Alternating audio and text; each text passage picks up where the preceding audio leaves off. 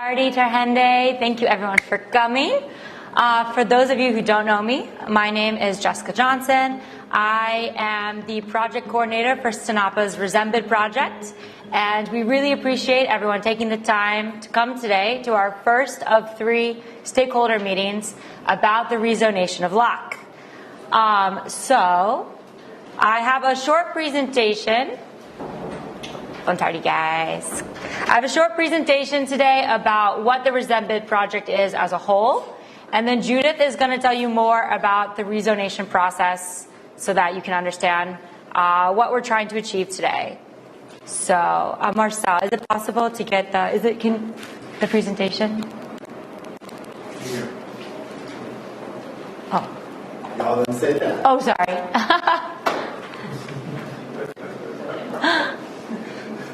All right, well, while we get started today, just some background information about Resembid.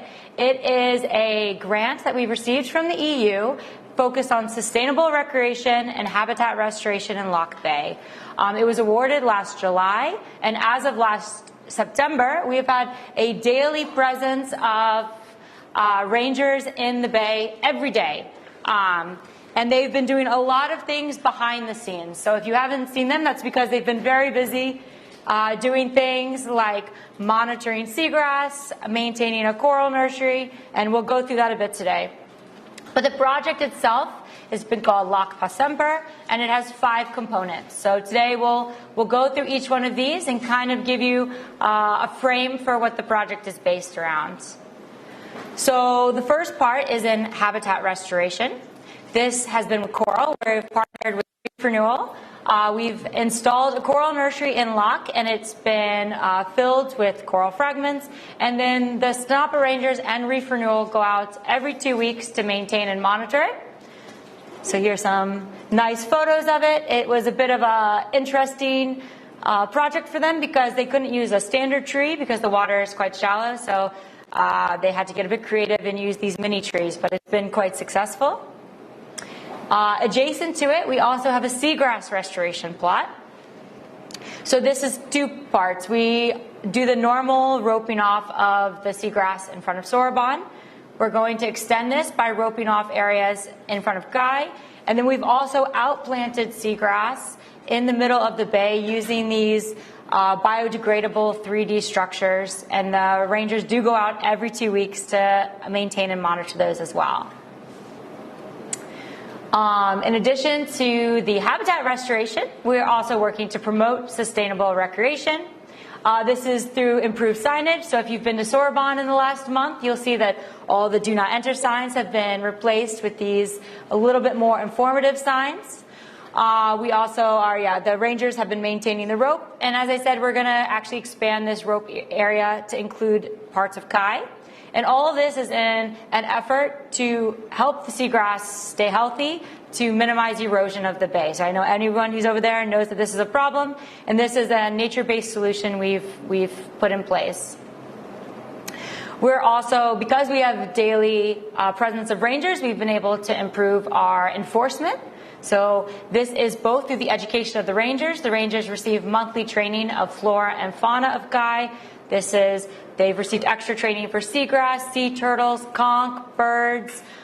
We've been kind of doing deep dives each month into a new topic. We are checking the nature fees more regularly. A new component that you guys will see in the next 2 to 3 months is we will be building 2 watchtowers. One will be on Sorbonne, one will be at Guy. The intention is for this to aid the rangers in their enforcement, but it will also be a point of interest for tourists, so they'll be able to access it. In the bottom, there are going to be, you can see here, there's a Sinapa sign. This will actually be broken into 8 different signs. We have this from topics including culture history, seagrass, conch, turtles, corals, users, fauna. And actually, I'll be reaching out to the different groups here in the next couple months to get information from that, because this is where you'll be able to give your input. But this is just going to be a point for tourists or residents who are visiting to get a little bit more information about what there is at Guy. The fourth component is ecological monitoring. We've been doing water quality assessments. We do every 2 weeks, we go out and we check for fecal bacteria. This tells us if there's any sewage leakage into the bay. We also have had sensors to measure heavy metals and other human inputs that we've been able to measure that's now been sent out for analysis, and we'll have a nice little report. The good news is nothing so far has been above a dangerous threshold, which is quite good for Bonaire, but we're still testing. And actually, we have started doing this after the rain stopped. So we would expect that if we did have a period of high rain, that we may see some of these levels raised. But the important thing is that we are getting the data for the first time. We are recording it, and it gives us something to start with. And the last part, which I'm sure a lot of you are very aware of, it has to do with sargassum management. This, in addition to the EU grant, there was money that came from OLB, and that went to purchase the heavy machinery, as well as the boom. So anyone who's been at Guy, which I would assume is all of you, you've seen that SNAPA has put the booms in place at Punta Calbas and Foodies. We will be using heavy machinery to get the sargassum out of Lagoon and Lac Guy from the 2 out of the 3 locations, and the third location is half heavy machinery, half human raking. So actually, this is a huge improvement. I do want to take a second to and Judith will tell you a lot more about this, but Judith just went to a conference about sargassum, and I think what is important for us all to remember is, as bad as sargassum is for Bonaire, we are actually in the forefront of management of it. And a lot of islands are looking at Bonaire of how we're doing it, and it is actually quite amazing what we've been able to achieve in just a few years. And I'll get these numbers wrong, so Judith can correct me, but I believe in the year before it was 5% removed. And what did we remove last year? Last year we removed 5% of sargassum, but we had sargassum for 51 days. This year we have sargassum, we don't know yet because we're still counting, but this year we see that we are already over 30 days, but we took out a minimum of 70%. So basically that's a huge increase. And we haven't had to do these massive drives of getting volunteers to go out and work all day. So it is improving. So I thank everyone who's been a part of that. And again, Judith, it's pretty incredible what SNAPA's been able to do, because this is a relatively new problem. So with that being said, I'm going to turn the floor over to Judith, and she'll tell you a little bit more about why we've asked you to come here today. So I have hers here.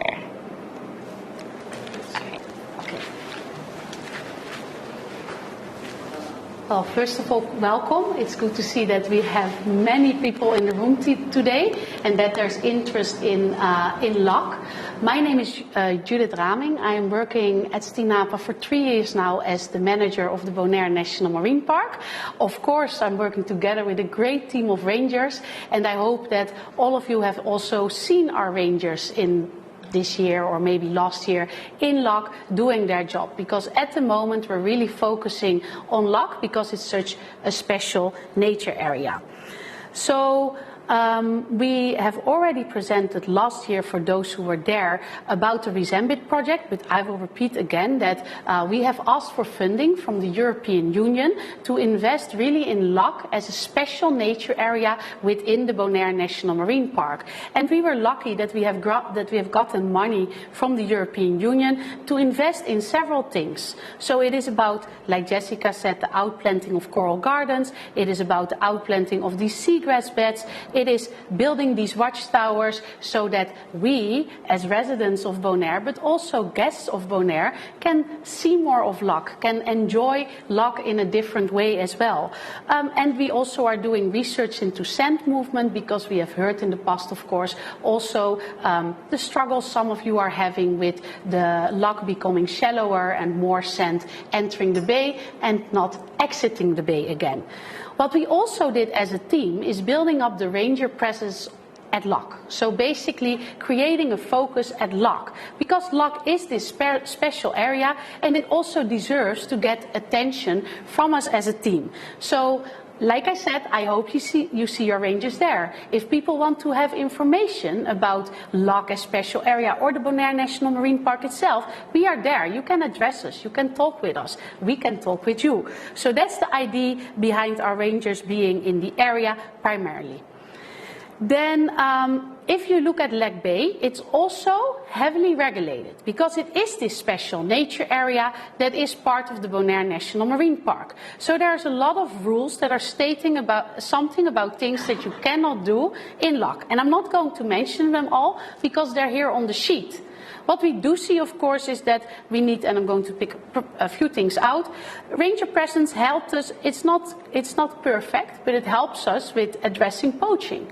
We are addressing poaching with, from conch. It also helps us with addressing the problems we have with dogs in the area.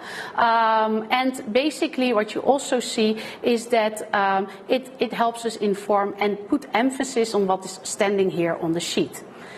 So if you look at Lac Bay, it doesn't start with protection locally. It actually starts with international protection.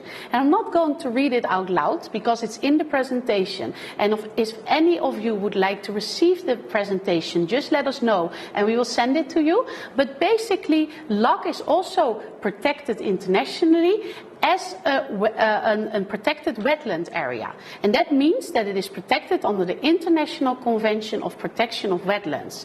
And it also means that if you're going to manage such an area, that you should look at principles like a wise use. Wise use mostly means that you need to have a use that is in balance with nature. And the rest, I'm going to leave it like that. You can read it if you like. Then if you talk about zonation, in the Bonaire National Marine Park, we also have zonation. Because if you look in the Bonaire National Marine Park, we have areas where you cannot fish. We have areas where you can use landa pisca of snorkel fishing, where you can go snorkel fishing. We have areas where you cannot walk your dog. So again, also in the Bonaire National Marine Park, there is zonation.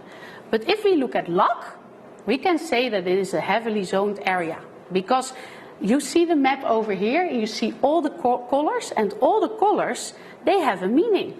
So the white zone is the mangroves that needs to be undisturbed, that needs to be an area where we can do where especially Sabine and her team of mangrove maniacs can do the work with the mangroves. We have blue zones, yellow zones, and it's all here, so I'm not going to read it. We have the green zone where the kayakers are. We have like basically also a zone where we would like to see the windsurfing going on. So it is a heavily zoned area.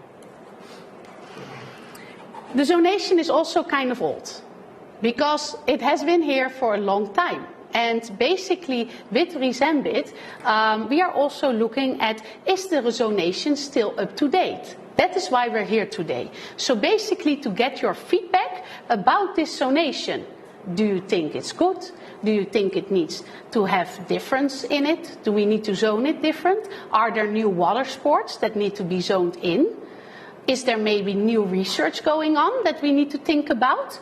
So that's why we're here today, because we don't have a plan yet. We know that from Resembit, we have to look at the zonation. We can also say after these meetings that it is great and we just leave it as it is. Maybe we're going to make changes, but this is just a first start to also get feedback on what you are thinking, because today you are here because you're using Lac. You are there. You know what's going on. You maybe also have an idea about what needs our attention. So let us know. So I already give a brief introduction, but are there people who would like to say something about the current zonation that we are having at Lac? Well, I see it's quiet. Then I'm just going to proceed. If you look at Lac, It's primarily a nature area, so it's protected under the nature rules and regulations. So it means that for Stinapa, we are really focusing on how do we need to deal with the sea turtles that are present there. And then we really like to have advice also from Sea Turtle Conservation Bonaire, because they are focusing even more on these sea turtles. Then it's also about the presence of seagrass. You already saw it. Stinapa, the rangers are busy with replanting, planting back seagrass, but we also have these seagrass beds that are there. How do we deal with that? Should we place like all these lines around it? So that's also something that we would like to have maybe your feedback on. Then we have a presence of mangroves, and mangroves are so important. They're important for just storms, bad weather, climate change. So we really also need to take care of our mangroves in the area. Well, we also have the kayakers here today who are using part of the mangroves. How is that going? Are you okay with the rules and regulations that are there around the use? It's also stated in your nature permit. So if you have feedback, let us know. And then, and that's very important, also sargassum related, we have the fish nurseries. What we see with sargassum is that when we started with it, we used to clean up at Sorbonne. And then we went to the area around Foodies, the beach over there. And now we are at Punto di Calbas. And if this is going to proceed like that, we need to go more northern every time. That means that at some point we're also going to reach our fish nurseries. And then we as Stinapa think it's really important, and of course we're discussing that already, to also have a plan how to make sure that sargassum isn't going to reach these fish nurseries. So again, if you have any feedback right now, just let me know. Otherwise I will proceed. Well, I can give some feedback on the sea turtles. Yeah. I'm down from Sea Turtle Conservation Bonaire, and it coincides with the seagrass, I think, because I think the importance of Lac for the sea turtles, not only on Bonaire but for the entire wider Caribbean area, is a little bit underestimated. And that's because sea turtles mature by size and not by age, and sea turtles grow by the amount of food available and not by time, to explain it in quick. So that means basically that the faster the turtle can grow, the earlier it matures to be able to reproduce. And what we have seen with our research is that sea turtles in Lac grow twice as fast compared to the west coast of Bonaire and the wider Caribbean region. And since all these turtles are from the wider Caribbean region, because they come here from wherever they were born, which is Mexico, Baja California, the archipelago, Northern Caribbean, Suriname, some of them even. So in that sense, it's not only super important for Bonaire, because if the sea turtles who are endangered, since we have lost 99.7% of the population already since the 1500s, if these turtles can reproduce twice as fast than anywhere else, it's not only super important for Bonaire, but also for the entire Caribbean sea turtle population. Yeah, and do you feel then that the sea turtle at Lac also has the space to grow and still can flourish at Lac? At the moment, yeah, sure, Okay. sure. We do find more and more damaged turtles. Okay. Yeah. Which we cannot really say, or more research has to be done on how that's possible and what's the damage causing, if it's predation or tourist pressure. Okay. Well, that's something we don't know yet. Yeah. So basically they can still flourish. It's also good to look at the seagrass, because we are also losing seagrass, and mainly due to sargassum. So basically if you look at the effects of sargassum, it is very bad for our seagrass beds, and it's also very bad for our mangroves. So that's also why we're planting back seagrass. But would anybody like to respond, or because it is very valuable what you're saying? And Roxanne is writing it down as feedback. Yeah, no, it coincides with the seagrass, because they grow as fast because there's such availability of seagrass. Okay, well, so that's good to know. So we then know that Lac is very important for our sea turtle. Yeah. The point is that we need to see the seagrass, it's important for the turtles. Yeah. because it is not seagrass where it's just to make land, where the turtles don't go over there. Okay. So it's very important. I know the area, and where there used to be a lot of seagrasses, where the turtle eat, is declined a lot. Okay. And, I don't know the reason. It's a lot of sea turtles or not, but climate change, whatever. Yeah. But in the middle of Lac, there used to be a lot of seagrasses where the turtles eat. Yeah. The seagrasses decline a lot. Okay. So I think there you have to, if you plant for them where they can eat it, Yeah. but not places that never turtles don't go to eat. But there's Okay. other places where there's seagrasses. Okay. Their job is just to make land. Okay. Well, I'm looking at Jessica a little, but I think that we are looking at where sea turtles go to plant back the seagrass beds. But also, if you have more specific feedback on areas where you think they're going, yeah, let us know, because we're going to keep planting back seagrass for a while. And I do think it's very important to place it back where the sea turtle goes to, that we know of. What we also are not doing is planting it back in the areas where we are expecting a lot of sargassum, because that is like planting it back, know that it also can die again. So we also are not out planting it specifically in front of the windsurf places, because we know that there are a lot of people there. We also know that we have to create lines, and so we are taking into account also the use of the area when we look at planting back seagrass. And then we do need to plant it back where the sea turtles can find it. Yeah.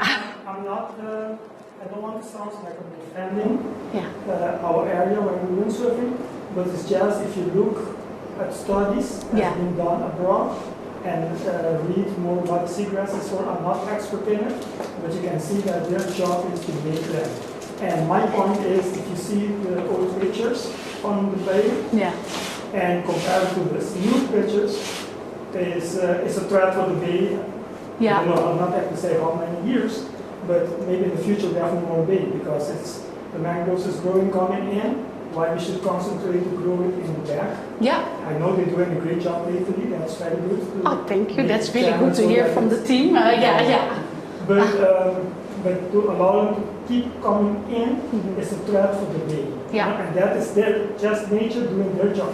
I know. And then the seagrasses is the same, So that is my point. Is it's not important for us living now, but for the future. I'm talking future is in 50, 80 years, what will be the bay? Yeah. How the bay will look if you compare it with 50 years ago. It's a very valid question, because if nature can have its way, the mangroves also keep growing. But that's also partly why we're here, because by creating also zonation and by having a certain balanced approach about how to balance out nature that needs to have protection, restoration, it needs to have attention, and also how to keep that use that is there and that also has come to the bay. That's what we're discussing here today. So very good feedback, and you wrote it down. Yeah.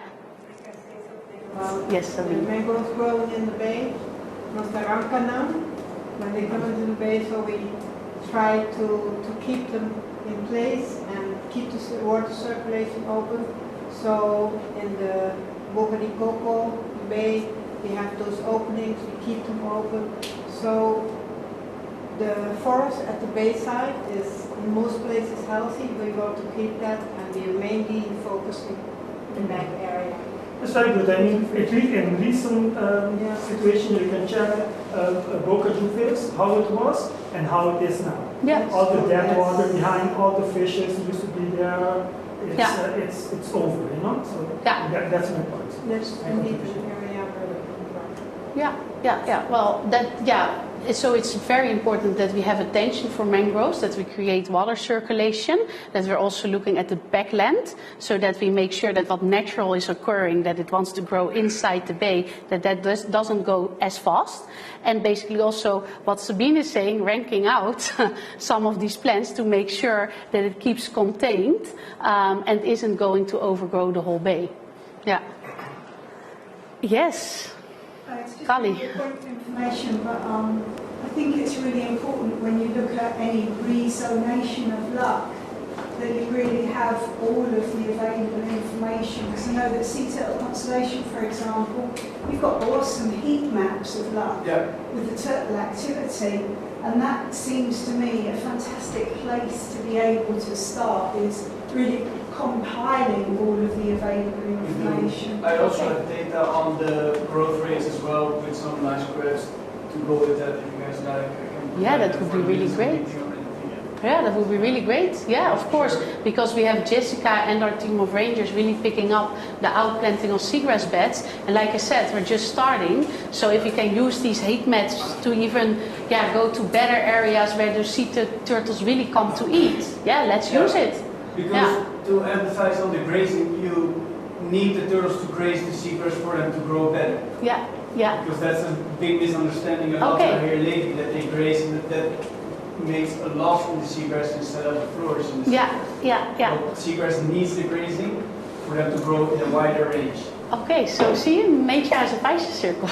Just, Any more thoughts about this? No? Then I am Oh, yes, Eddie. By hearing all of this, I ask myself, it's for us inside here. You're speaking in English. Yes. And the most important thing is that the population on this island, most of us, like me, I get up on the English, understand a little bit of it, but most of them don't know that. Don't get this information in another language. And then, No, it is not a problem, but I catch myself, not right now, but years ago. I'm 72 right now. I've always lived on this island. I know this island like this. And right now, for the last 10, 20 years, all this come together. There is always in the legend that the people of this island don't understand so much. I have learned most of the things. I'm not for the colleague all those things. I'm asking, is this information go to school to learn our kids in Vietnam how they have to protect like we. His father was one of the first person there by Lac. Okay. His father. He is a rich man right now. His father died long ago. My father also was a real fisherman on this side.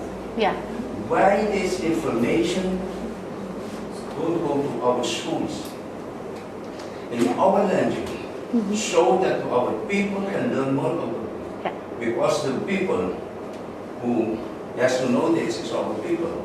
We know our island. It's great that you are studying all this in books very well. And maybe the oldest one here on this island, from you, these people who are still sitting inside here, don't know the stuff and everything that we have passed through. That is, island really good. Right now with protection, that's great.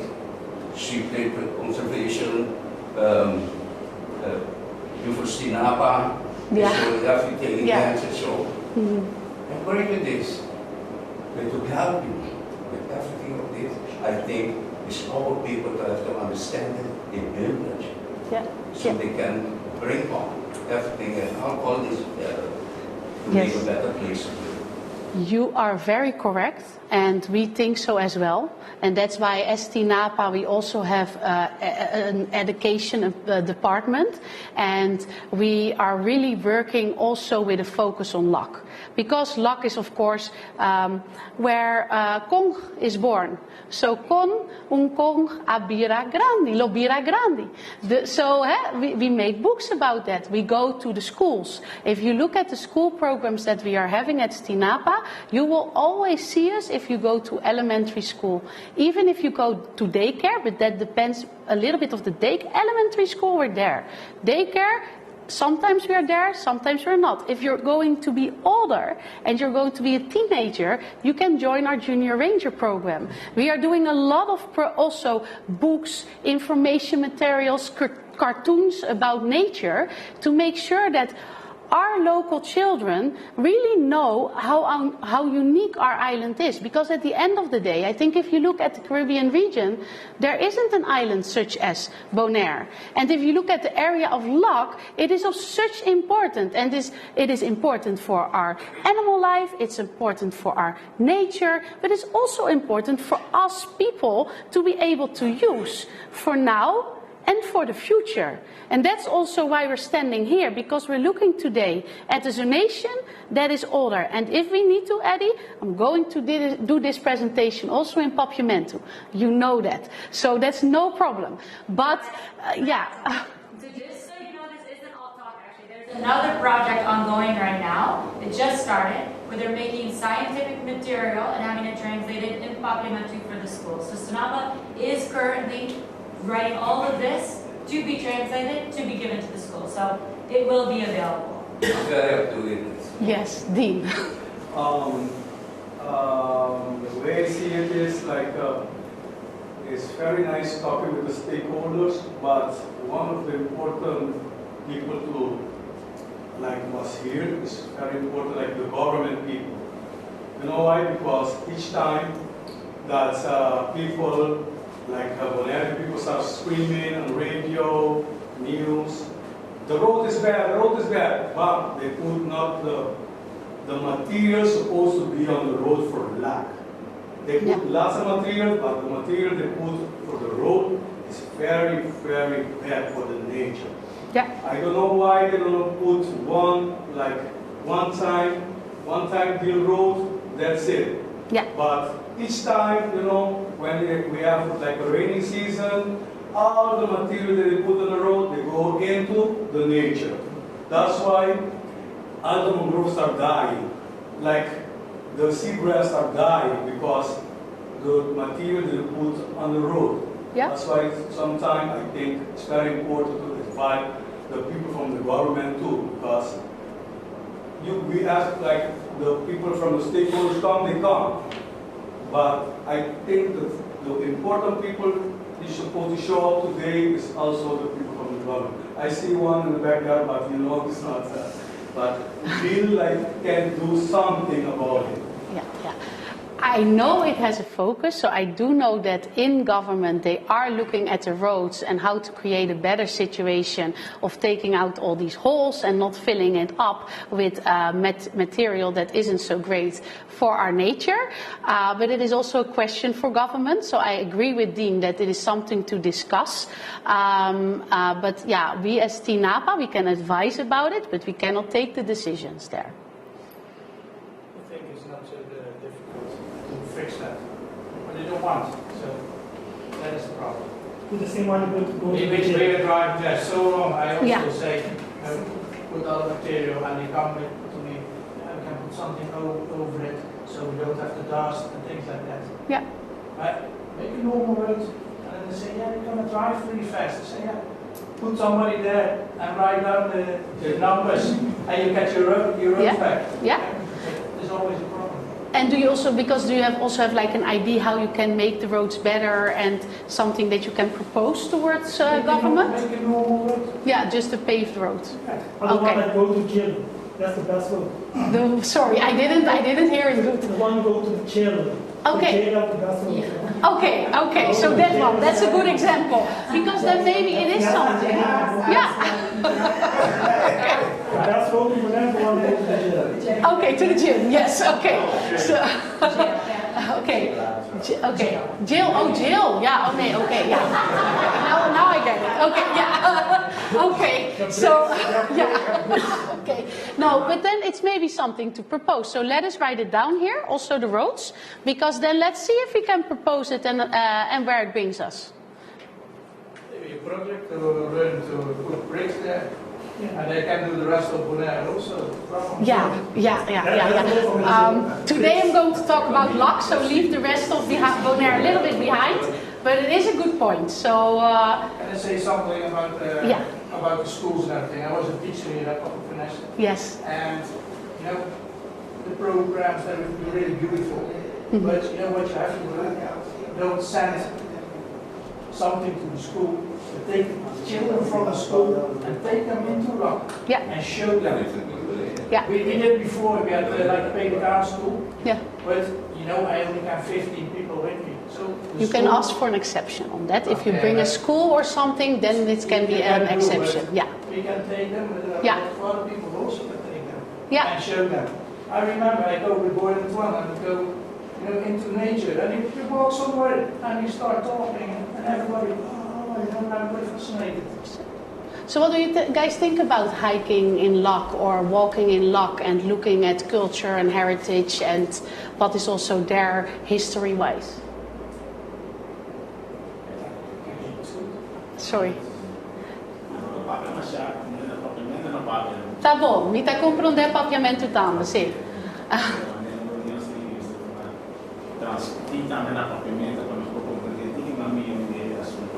Sim. Lac, yeah.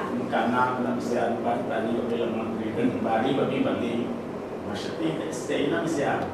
Okay. Na ela man Barrio bem, inte ela mais lá de era bonita, o que se sabe que o de lá de cuido né a mais fiz nem desde que ela man morto, sabe o xoxi, sabe vai para fora, de hoje que era na cidade de doutora, acaba com a doutora muito água circular sim, yeah. Circulação é viva que grow up by you. Tanto que canais era para ele lugar que tomar da tira bom. Não? E aí depois ele lá que tá bonita da guerra. Não que tá cara, não se vê na mão. E ele não vê esse plano de ele lá que planteiro. Nunca, só quando eu planteio tudo é comer, piscar comer, tu pensa piscar comer. Sim. Eu comer. Yeah. Estreia comer, tanto pouco comer, você tem dinheiro, você está. Ele está tem bolsa de aula para trás, para o norte, tudo vai a partir. A bola nem porque é muito difícil. Tem que ficar com mangrove, nem tem, não tem, mas tem para dentro, tá? So, Anto Lima, que é o sim. So, Anto bota pensa nos meses de uma massa atenção na mangrove, na abrir canal, sim, circular água, sim. Sim, no, está muito válido e nós estamos muito contentes com o grupo de Mangrove Maniacs e Sabine não está dando atenção, mas nós sabemos sim. A treta de Solomon, a treta de Arriba. Ok. Passa tudo nessa Sabina, canal, para o e hora que chega lá, que eles são lá, são começam a treta de Arriba, eles estão tipo, né, back, nem mesmo passar aqui para fora, não tem. É evidente, servir um pouco,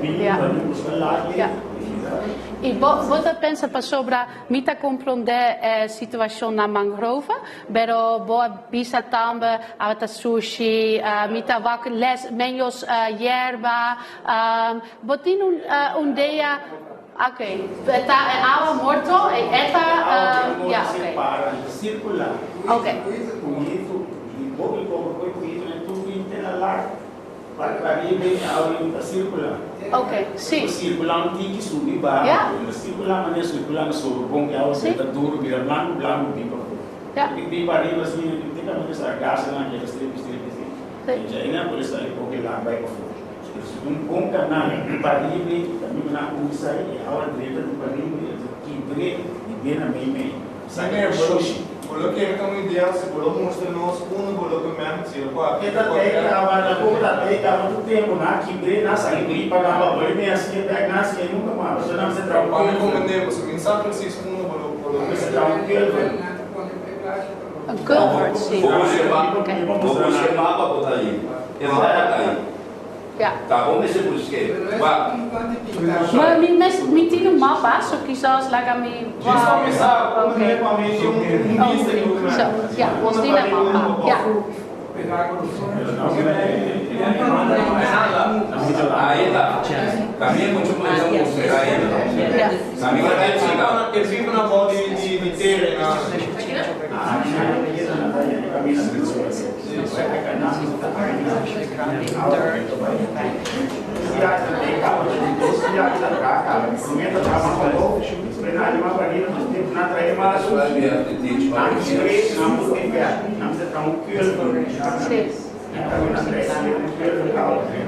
Sim. Sim. Ya. Buena idea y algo para escribir, para sobrar nos mes de vak. Okay. So we had some we had some feedback about the use, like the focus of nature that we are having in Lac. If you then look at what kind of new use do we identify? Oh, they are still, yeah. What kind of new use do we identify also in Lac Bay? Then basically in the green zone we see that it can be used without a guide, so we have commercial and we have local use of this zone. And if you also look at the question that TINAPA is frequently getting, is individuals who would like to enter the green zone and then ask us permission, and then basically if you look at the zonation, that's difficult because it's zoned for kayaking. So basically you cannot, based on the current zonation, sub or pedal or whatever in like the green zone. And I'm also looking at the people who are kayaking in this zone. What do you think about the green zone? Is it working for you? Do you have feedback for us? Is it still, is it a good area? Does it need more focus from us? Can you give me some feedback on this? What do you think about this? I see Eddie with this. For most of the people in here, or for us? It's for everybody. It's for. That's why I said we have to teach it in school. To learn our kids, our real kids, how they have to. Yeah. Because I sit here, I'm 72 years old. Yes. All, I have plenty of people there. Yeah. Right? All things that I have come from the sea. Yeah, I know. That's why I know what I'm talking about. He knows what he's talking about. Yeah. Will you? Maybe people from 30 years ago, so come over here and come. It's no that they don't like, but it's no excuse that can say that we know more.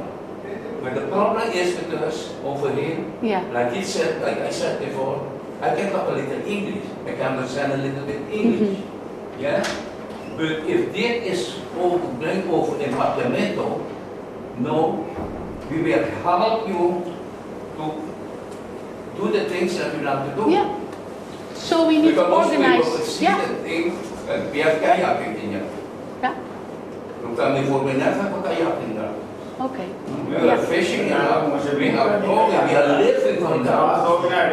Everything that we own here on this side comes from there. But most people building and do things with our knowledge. We can see nothing. Yeah. That's why. This is killing us. Yeah. The real Bonaire right now, I follow the paper, 35% of the people living on this island has owned the Bonaire. Yeah. Most of the other one, the 65% was coming over here. May I say it, but I like to speak the truth. Yeah. To make money, and like I said, it's like a citron, how you will call that. It's a lemon that they squeeze. Yeah. Everybody go away, Bonaire will be ghost island. Yeah. I hopefully, I'm not correct, but will never be a ghost island because everyone do what they like. Not all people, but most of the people who come over here made some money. Yeah. So, like that it's is hard something. To say, but I see it that way. Yeah, and that is something that I cannot change today. But what I can do is say that if you would like me to also organize this presentation in Papiamento, that we're going to do that. Yeah. And then we invite people here, and we're going to do. We bring it to the schools. We can join. We can. Yeah, we can do that. Every month. Yeah. So it will penetrate. Yeah. So then we're going to look into doing also this presentation in Papiamento, so we can also talk with the people who have that language and who are the residents also of our island, and also have a strong feeling about the use of the green zone or the blue zone or the white zone. I think that's a very good idea. So we're going to do that as well. But for now, is there any feedback that you can give us about the use of the green zone? Yes. Before that, can you put back the picture, because this one? No. This one? Zonation. Oh yes, the zonation. This. That's look to me. I don't know if it's look like a cartoon painting, but it don't look like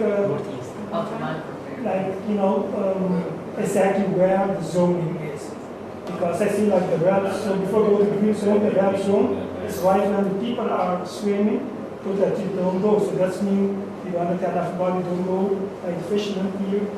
You can put your boat anymore there, you cannot swim over there more. So have to be real pictures and the real, actually, drawing where exactly you want to do the zonation. Yes. So as it is like that, is that picture bring you all the way to Boca Chufes almost. So it's not, it's like I think, I'm not convinced that cartoons, but it's not like actually drawing of no, that. you want to have the nature. And then you cannot put your foot back in the zonation, because you might hurt other people who are not here. I know a lot of old people go there to swim. Yeah. And it's a fishing boat there, going every day. Place for lunch. Like a viewers place you can put your boat in the water is there. So but that's actually a discussion in that area. But actually why we're here is because we're seeing the same. So actually if we're really looking, because this is the zonation we are having. So this is the zonation that once was decided is the Zonation of Lac. And we didn't make that up. That came also out of policy, and this is what we're using right now. If we are going to look at this map as well, we see things that doesn't fit the reality anymore. I don't know if it once fitted the reality, but that's also why we're here. Like to discuss what is a real zonation based on the needs that we're also having today. And those needs are dual, because we're talking about use then, and we're also talking about nature protection, restoration, and so on. So, yeah, we can do it in the next presentation. Okay. You don't have that. That's my question. I don't think I have it in this presentation, no. I don't think it's responsible for us to say it's good or bad about the zonation that we cannot see exactly what we're talking about and where exactly we're talking about. Yeah, no, I think what Judith is trying to say is this is the zonation as was decided in legislation. So even though this is not how it is being used right now, this is what was decided. So if you're telling us now, well, this zone is colored red, but really it should be green, then that is feedback that we can use. This is what the actual zonation is. It might not be exactly how it's being used, but this is what the zonation is supposed to be. But my point is it's wrong, because you don't know exactly what area you're talking about. So it's not right to say it's good or bad, because you don't know the area exactly. So if we don't look at the location, we just say the activity. So I think instead of focusing on exactly where the line is, what she's saying is the green is for kayaking. Is that good? Should there be additional activities added? So it's kayaking plus stand-up paddleboard. So it's more of like, so maybe if we don't focus so much on the exact location, but the activity itself. Does this represent, are there people in this area that are not kayaking but doing something else? It's like I think that's more of what we should be like focusing on, because I agree, this is very difficult to tell where the boundary is. So for the next meeting, we will have an actual GPS one. But if we can focus on the activities, then that gives us something that we can work on today. I just want to present that you was in a meeting and you didn't say nothing, and now you do it. It's not about to do the details. Maybe can briefly explain, like, here's what we Coco, then try, and this is No, sorry, but Yes. I have a question regarding a couple of things. One is the kayaking activity that are allowed there. So are allowed only, for example, unsupervised, supervised, guided? Is everybody that owns a kayak allowed to go there? Could you explain a little bit what's the actual regulation of that area? If you look at the green zone, at the moment it is primarily for guided kayaking, and you can enter it to kayak if you're a resident, to kayak privately as well. So those two things are mentioned in the policy that is set around the use of the green zone. And then basically we are asking you, do you think, because we get a lot of questions, that people also privately, commercially is not something that Stinapa can decide, because if you want to commercially go shopping into the green zone, that is a decision for government to make. But if people are asking us, can we go in as a private, just a resident, going in shopping in the green zone, if you really strictly look at the zonation, the answer is no. So basically we are also condoning a lot, because the zonation isn't maybe always fitting everything that is happening in Lac anymore. And the idea today is also to ask you to give us feedback about what you're seeing regarding use, regarding nature, and let us know if you have ideas, if we're going to change this zonation, how we should change it. And that's not only about like where should be the barriers, it is more about what kind of use would you like to see? What kind of space is needed for nature restoration or for protection of nature? So that is basically why we're here. It's the first meeting. We're going to have more. Next meeting we're going to have an actual map so we can look better at the bay. But for now the question is the green zone working for you guys? Do you think that the current zonation works? The use? Okay. Ora nós estava situação com a zona verde. Esta é zona para usar maneira residentes, habitantes de Bonaire para vai com kayak ou para vai, just desfrutar com kayak. A zona é possível para usar a zona também comercial com kayak. Stinapa tem hobby pergunta de gente que usa a zona verde também para vai sub ou para vai paddleboard, outro deporte para a zona verde. Que é o vosso pensamento? Você está pensando nos mestres, mas sobre a minha papia tu conta é usa, minha papia tu conta barrio não ou algo. Mas você pensa a zonation está bom ou você tem feedback para nós? Tá compreendido? Ja.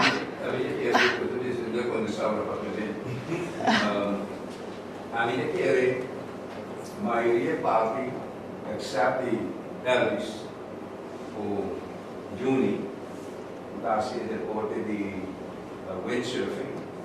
Na ako ispune ayedena. Na ang kakasili na umuna na pag-isa. Tourist usado ko di ba so na produsena na protifil. Sì.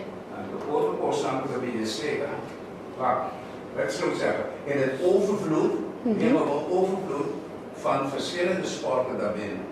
En veel van die sporten zijn niet doelgericht voor de kinderen van deze eiland. En men doelgericht om geld te verdienen. Ja. Hun ook. Maar zij hebben de prioriteit. Nee, zijn de eerste niet zo. Ja. En dat moet zo blijven. Maar er wordt steeds meer. En de schuld gaat terug eigenlijk naar de eilandbewoners, zoals je zegt. Waarom? Ik ben er echt een voorzitter. Ja. Je voelt het. Maar die vissen krijgen niet de goede informatie door. Maar dan wil ik iets zeggen. Toen de tijd dat de koningin was met de koning, zat ik op die pierdaal. Ze kwam er per ongeluk liep ze mijn kant op. Per ongeluk. Maar ze hadden die kant op moeten oproepen. Ja. En ik sprak de koning aan en de koningin vroeg me daarna. Wat denk je van het Stinapa? Ik heb dit gezegd tegen hem. Ja. De Stinapa, in het begin had ik ook een beetje probleem met de Stinapa. Ja. Ja. En ik zei toen, luister, nadat informatie naar me toe is gekomen, ik ging informatie zoeken. Ja. Het Stinapa is schoon, maar er moet meer informatie komen, maar in de taal van het volk, zodat ze het kunnen begrijpen. Ja. Maar dit eiland is het eiland van vissers en zeemannen. Ja. En snap je, zoals jullie daar in Nederland naar Zuiderzee met het alles. Ja, en dat is een heel ander verschil. Ja. Maar nu, dit moet ik vandaag dat ik zeg, zorg dat dit in appartementen komt en zorg dat het ook een soort vak wordt, een soort vak wordt of zo. Dat we gaan leren over ons eiland moet beschermen. Want wij, van onze voorouders, hebben we dat gekregen. En we hebben dat goed gedaan. Tot nu toe. Ja, tot nu toe. Maar onze kinderen, ja, zeggen ze tegen zo maar ze zijn met al die nieuwe voetjes en dat alles. Ja. Dan laten ze weggaan. En anderen die komen, die pikken alles weg. Ja. En op een bepaald moment, zoals ik zei net, als je doen, dan wordt er lekker druk. Dan gaat zo'n boetje verdwijnen. Ja, ja. Laat me het heel klein beetje vertalen, want dan kan iedereen het begrijpen. So Eddie said to me that basically he thinks that if you look at sports that are practiced in the bay, that we should also look at sports that are really practiced by our own children. So basically that is also important to just emphasize on that. And then again he said that it is very important to also have this presentation in Papiamento and talk a little bit with people who also are from the island originally, further about the zonation.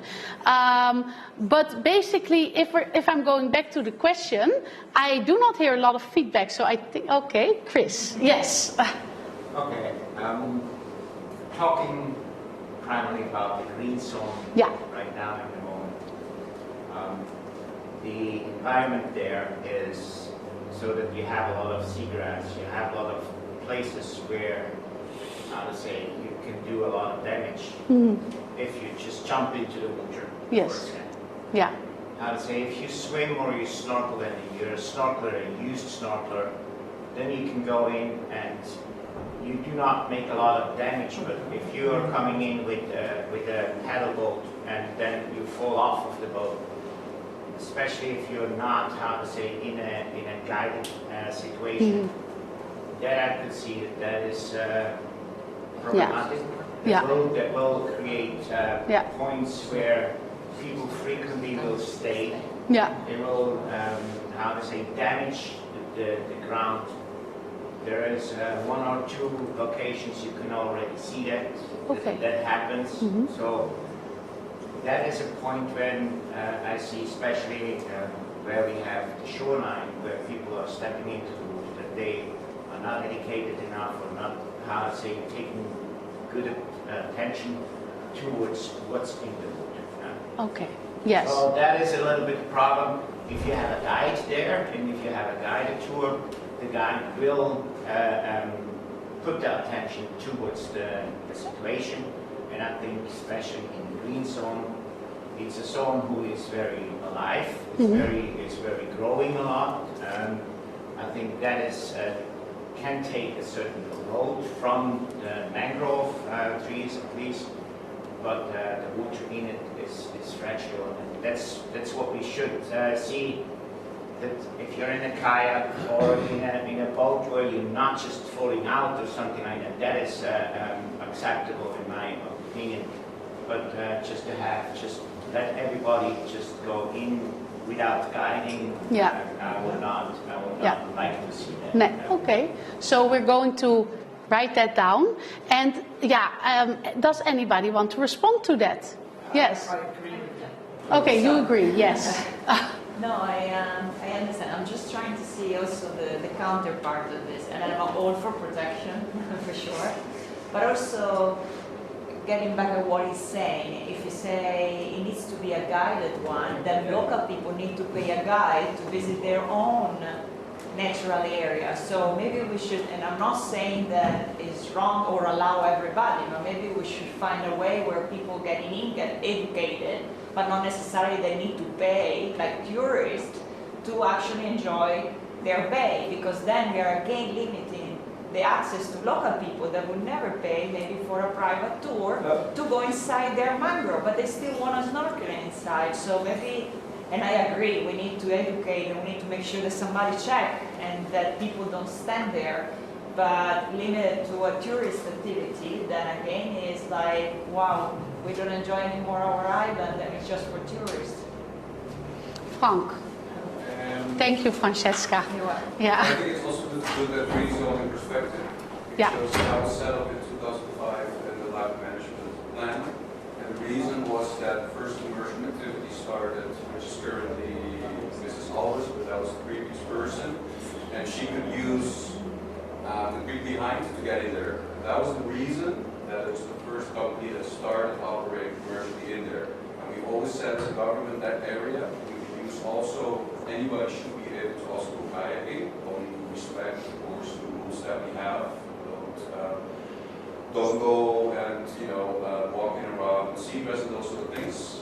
So respect the rules that we have in there, and I think from a government perspective, we would still like to have it as an area where everybody can enjoy it, but it's good that people are informed that when you do that, also respect the rules. So again, it was made, the green zone was not put there because it was the most ideal area, it was because the company started commercially in that area. Okay. And then that grew later to 4 or 5 businesses that operate there. So. Yeah. Okay, Carly. Strictly, if we're getting all historical, this dates back to 1999. Okay. And in that, the purpose behind the zonation originally was to minimise conflict between touristic activities. So fishing, for example, is not on there because fishing at the time was not considered a problem. Whereas zonation, which allowed multiple activities of the bay, primarily touristic activities of the bay, were starting to clash. Within that kayak zone, there was always actually fishing activity, which you can't see, but there was also always quite a lot of snorkeling went on in that area. And if you can forward to the photograph that you actually had for this discussion, the green one. Yeah. That one, yeah. I think there you see one of the things that you do need to think about, because what have developed, what you're seeing there, which is like a landing zone, and you find it in Puitu as well, at the entrance to Puitu, there was a lot of seagrass lost because it's a place where people get out of the kayaks, they can't turn around, and you've lost seagrass in those areas. Okay, yeah, that's good to know. Is there any more feedback about the use of the green zone, or can we proceed? Well, a lot of people are allowed to be there. Also, the people by themselves, like the French said, they have to know the rules. A lot of them don't know the rules. Yeah. So you have to make sure that everybody knows how to behave. Yeah. Because sometimes that's a little bit of a conflict. Yeah, that's a very good point, and that's also when we're going to build these watchtowers for people to oversee also the area better, to use it locally, touristically. We're going to also have new information signs and create more awareness around like what to think about if you're entering these areas, seagrasses, how to deal with the mangroves. But that's a very valid point, and we're going to write it down. Yes. Okay, and then what we also see is that we see foiling in the bay, and that is also something new because foiling is recently, it's not that old. We have it here on the island, I think, since 1617, and we see that that's also happening in the bay. And basically, we are condoning the situation right now. And the question is, what do you think about it? No. It's And if nobody thinks something about it, I go on because that's the question. If you're asking us, we're against it in any sense in love, because there is indication on strikes, and it's like you're saying, it's a super fast growing sport, which is dangerous for any marine life or swimmers or humans in any sense. If you wanted to zone in, I will do it in front of Sorbonne, that area where it's shallow-ish for the foils, or kind of shallow for the turtles. Okay. More seagrass. Yeah, right in front there. Okay. It's too shallow. I see people going there all the time, and they're jumping over the raft. But it's like some people have a really short master, but it's impossible to do with that. It's custom made. Where would you put it? It is now really located in a small area because it's not a lot of people can go off with because it's shallow there too, and you have a really short part to go off with. So it is really in front of the French Paradise now, going like up north and back. No, yeah, a little bit more to the right for you. No.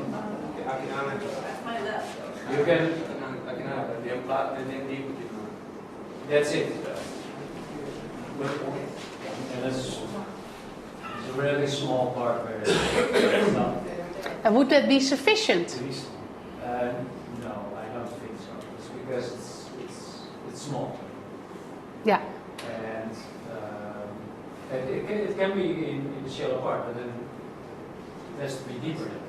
Yeah. You have to take out sand and. Yeah. Okay. But it's being done already. It's being done already. Yeah, but what I say, there are a few custom-made masts. Tourists don't have custom-made masts. And you need more depth. So am I then in the depth? Am I then going here or here? Where do you think? Yeah, it's easy to start from a beach. Okay, but next time we will have a real map, and then we're going to ask these questions. Jarn, yeah. That's my question for Jarman and Dan. What's the real difference between a windsurf slalom fin and a foil? Since both are 20 centimeters deep while you're riding, right? Yeah. Yeah, for us it's just a bigger surface of impact as well as the speed. The speed on a surface foil is almost double. And it's a larger area to catch them. But fins for sure also strike. It's not so a real slalom. I foil myself too, and if I hit a plastic bottle, the bottle is not broken, because what happens if the foil touches something, it's like bang, you stop immediately. Yeah, exactly.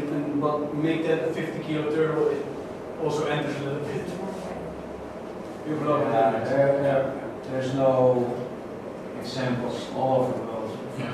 Oh, but there is.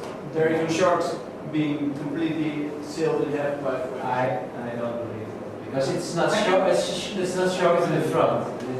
No, but it just depends on the amount of speed. I will give you one, and we take a piece of meat, and you try to cut it. Yeah, no, but the thing is, I see Francesca also wanting to say something. What's the status of the population of the sea turtle for the past 3 years? For example, since you said that the foiling started in 2016, 17, so the population is growing, is stable? Oh, it's quite stable. I don't think at the moment foiling affects the population in that sense. At the moment, since it's also very little use. Okay, so basically, if we look at foiling, it is also something that we really have to look at, because we know that it is happening in the bay. And the question is then how to proceed. We are going to look at creating new zonation. We can either zone it in and think about areas where to zone in. And this is just a first meeting. So basically, we're going to have a new meeting. And my question to everybody here who wants to attend the new meeting is also, think about it. What do you think? And we can all find a map of the bay and then look at the bay just via Google and think about how we think the zonation should be. We know that the current zonation, if we look at it, things are just not working out because we're not using the bay anymore or have never used it like it is zoned in. So our question to you is, if you would like to come back to our new meeting, think about these topics.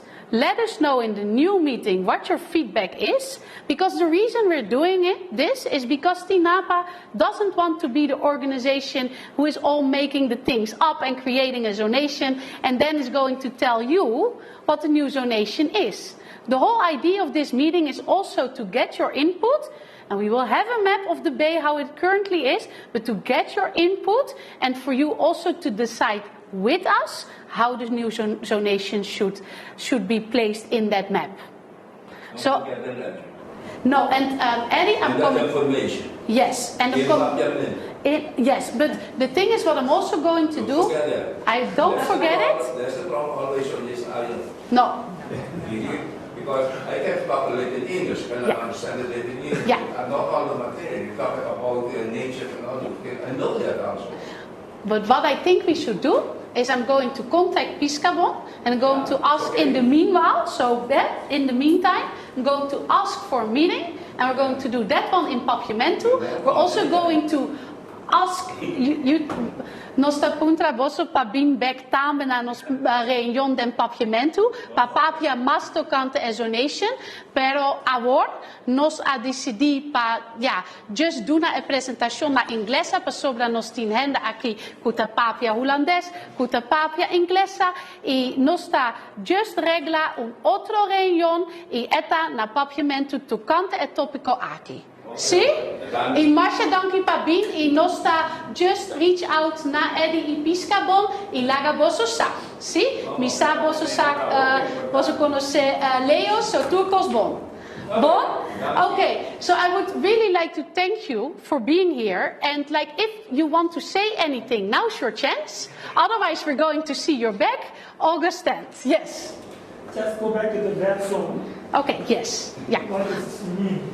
What you're allowed to do there? Yeah. The red zone? Yeah. This is the red zone. You can go swimming, snorkeling, and general beach recreation. Okay. Yeah. So that's something both in the past because it's something that you don't conflict. So that's Yeah, and what I can do also is for the people who would like to receive the presentation, let us know because then we forward it to you so you can also see this, look back at this and also think about the feedback you want to give the next meeting. Yes, Francesca.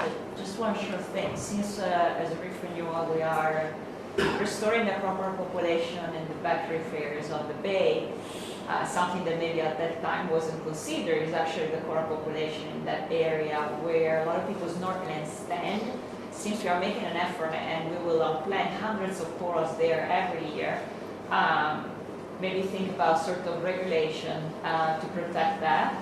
Because people, and particularly when corals are small, they don't see it, but they stand in it. So it will be kind of waste of resource in having to restore something to kill it. Very valid. And also because the acropora population currently existing in the bay is unique.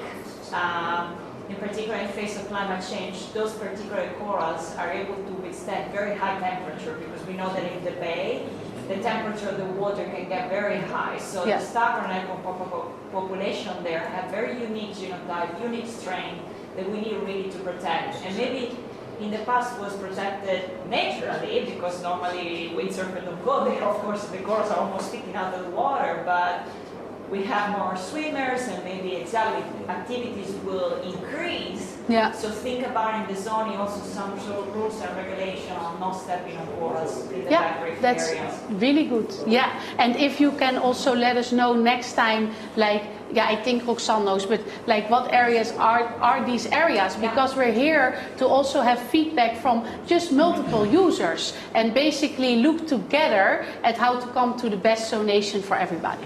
Yes? So again, I'm going to thank you all for attending this meeting. We really hope to see you back August 10th. Think about what has been discussed here today. Going to repeat the presentation in Papiamento as well. And thank you. We have some coffee, we have some tea, we have some snacks. So just take it and we will be here for some questions. Thank you. Yes.